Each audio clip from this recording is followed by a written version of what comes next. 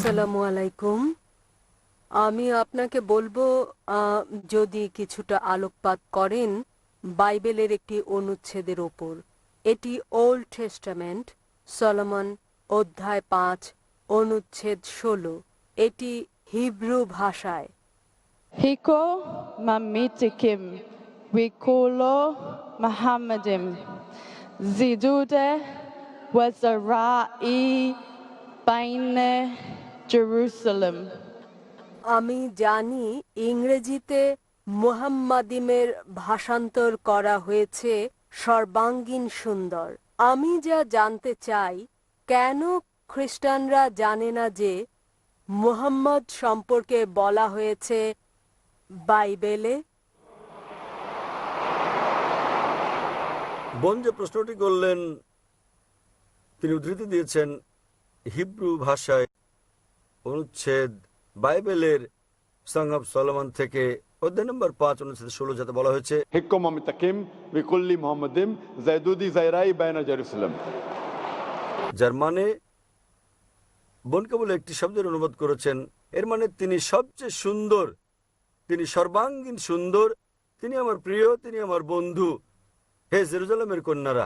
এই হচ্ছে তার উদ্ধৃত হিব্রু অনুচ্ছেদটির পূর্ণাঙ্গ অনুবাদ, এবং যাতে বলা হয়েছে হিকুম মিতাকিম বিকুল্লি মুহাম্মাদিম।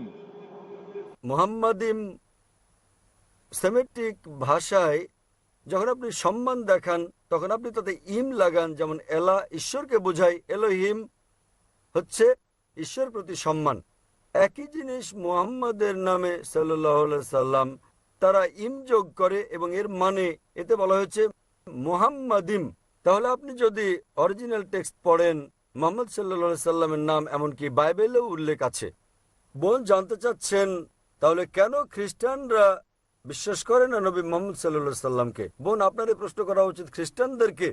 আমি শত শত খ্রিস্টানকে এই প্রশ্নটা করেছি। আলহামদুলিল্লাহ, কেউ কেউ ইসলাম গ্রহণ করেছেন, তাদের বেশিরভাগই করেননি। তাই আমি আপনার সঙ্গে একমত যে নবী মুহাম্মদ সাল্লাল্লাহু আলাইহি সাল্লামের নাম বিশ্বের প্রধান প্রধান ধর্মগ্রন্থের বেশিরভাগেই উল্লেখ করা আছে, বাইবেল সহ।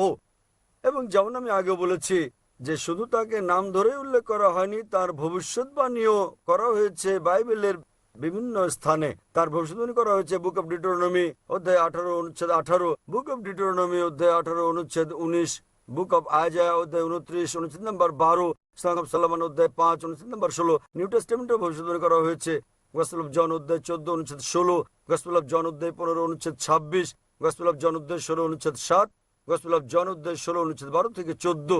অনেক জায়গায় আছে বোন। তাই আমি খ্রিস্টানদেরকে জিজ্ঞেস করি, যেহেতু এটা স্পষ্ট করে উল্লেখ করা আছে সর্বশেষ চূড়ান্ত নবী মুহাম্মদ সাল্লাল্লাহু আলাইহি সাল্লাম সম্পর্কে, তবুও কেন তারা বিশ্বাস করেন না তাকে? সেসব খ্রিস্টান যারা আসলে অধ্যয়ন করেন এবং বিশ্লেষণ ও গবেষণা করেন, আলহামদুলিল্লাহ তারা গ্রহণ করেন ইসলাম। অন্যরা যারা সত্যকে গ্রহণ করতে চায় না এবং বলে, ও আমি খ্রিস্টান আছি 40 বছর ধরে, এখন আপনি চান যে আমাকে আমার ধর্ম বদলে ফেলতে হবে, তাই তারা ভীত। অনেক সময় এর মধ্যে ইগো চলে আসে, অনেক সময় মনে হয় সমাজ কি বলবে, অনেক সময় মনে হয় বন্ধুরা কি বলবে, আমার ক্রেতারা কি বলবে। তাই এইসব জিনিস তাদেরকে ইসলামের সৌন্দর্য গ্রহণে বাধা দেয়। যা তারা বোঝে না, তারা অখুশি করতে কিছু মনে করে না, স্রষ্টাকে কেবল পরিবার পরিজন আর বন্ধুদের খুশি করতে।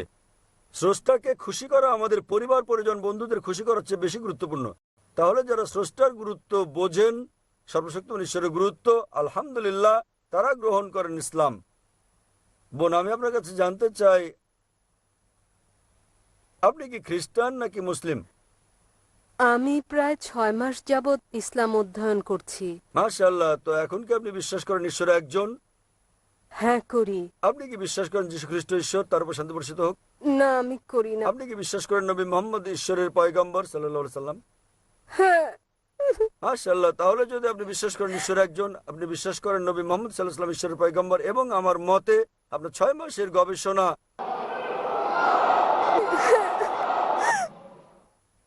আপনার 6 মাসের গবেষণা আপনাকে সত্যের কাছে পৌঁছে দিয়েছে বোন।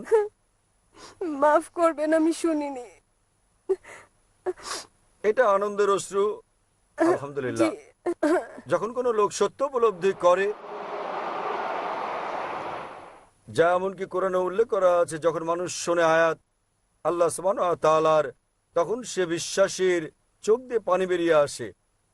তাই এই অশ্রু আনন্দের এবং খুশির যে আপনি সত্যের সন্ধান পেয়েছেন, যেমনটি যীশু খ্রিস্ট তার শান্তি পরিষদ বলেছেন গসপেল অফ জনে, তোমরা সত্য সন্ধান করো, এই সত্য তোমাদের মুক্তি দেবে। তাই আমি বিশ্বাস করি সত্য আজ আপনাকে মুক্ত করেছে বোন।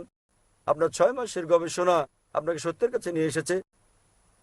বোন, আপনি কি ইসলাম গ্রহণ করতে চান? আলহামদুলিল্লাহ। বোন, আপনি কি ইসলাম গ্রহণ করতে চান? হ্যাঁ। কেউ কি আপনাকে বাধ্য করছে? মোটেই না। আপনি নিজের ইচ্ছে কবুল করতে চান? হ্যাঁ। ইনশাআল্লাহ আমি আরবিতে বলবো, আপনি শুনে শুনে বলবেন। ওকে। আশহাদু আশহাদু আল্লাহ আল্লাহ ইলাহা ইল্লাহা ইল্লাল্লাহ ইল্লাল্লাহ ওয়া আশহাদু ওয়াশহাদু আন্না আন্না মুহাম্মাদান মুহাম্মাদান আবদুহু আবদুহু ওয়া রাসূলুহু। ওয়া রাসূলুহু।